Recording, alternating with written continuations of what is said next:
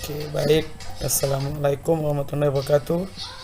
Perkenalkan, nama saya Erwan Hidayat dengan NIM 3 2019 02 002. Di sini saya akan menjelaskan tentang analisis siklus sistem informasi akuntansi pada perusahaan dagang yaitu Alfamart.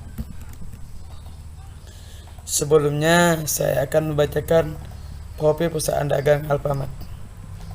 Alfamart didirikan pada tanggal 22 Februari 1989 oleh Joko Susanto PT Sumber Alvaria Trijaya Tbk. Alfamart Perseroan selama 20 tahun tetap setia melayani berjuta keluarga Indonesia dengan menyediakan kebutuhan sehari-hari yang berkualitas namun dengan harga terjangkau dan lokasinya sangat efisien. Keberadaan Alfamart menjadi daya tarik tersendiri bukan hanya bagi warga ibu kota, namun bagi warga kota besar lainnya, dan Alfamart ini mendapat simpati warga masyarakat karena selain letaknya cenderung strategis, juga menyediakan hampir semua kebutuhan sehari-hari dengan kemasan kecil sampai besar, berbagai bahan makanan seperti beras, telur, gula, makanan ringan dan buah juga tersedia. Makanan yang dijual pun beragam, higienis dan bersih. Ya, pertama-tama flowchart artikel minimarket. Pertama, kita mulai. Terusnya penjual membeli barang dari supplier. Barang disimpan dalam gudang. Sebagian barang tempatkan ke toko.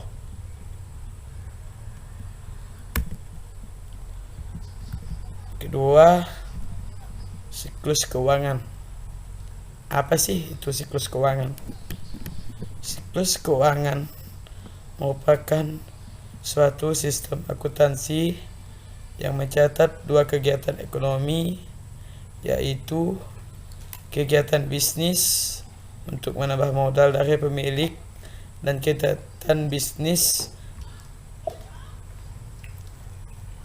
menggunakan modal untuk memperoleh aset produksi yang untuk memperoleh pendapatan. Siklusnya customer service, pusat. Cara masuk, maka pemasangan dimulai disertai iuran bulan pertama.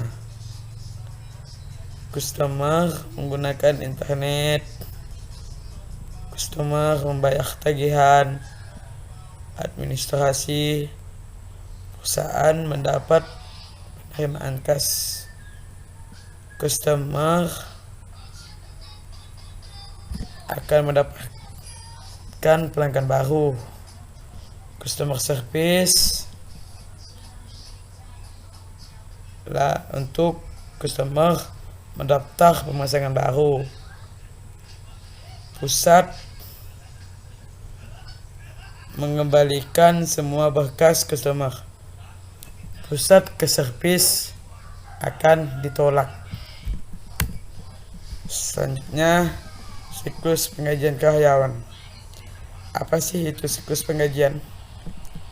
Siklus penggajian adalah rangkaian aktivitas bisnis berulang dan pemrosesan data terkait yang berhubungan dengan pengelolaan pegawai di tempat kerja secara efektif.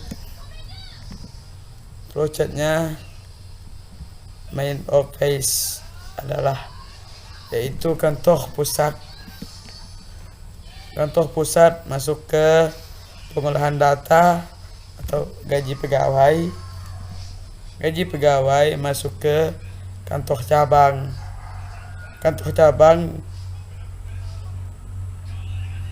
akan masuk ke penerbitan slip gaji pegawai.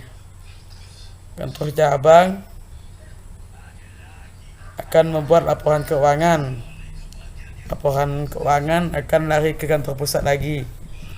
Oke. Seterusnya siklus manajemen sumber daya manusia yang disingkat SMSDM. Apa sih itu siklus manajemen sumber daya manusia? Siklus sumber daya manusia adalah aktivitas bisnis yang berulang dan operasi pemrosesan data yang terkait dengan manajemen yang efektif atas tenaga kerja. Flowchart-nya sekumpulan orang masuk ke tujuan, itu organisasi, struktur, analisis jabatan. Dalam analisis jabatan ada 4, yaitu hari jabatan, persyaratan jabatan, target jabatan, standar kompetensi.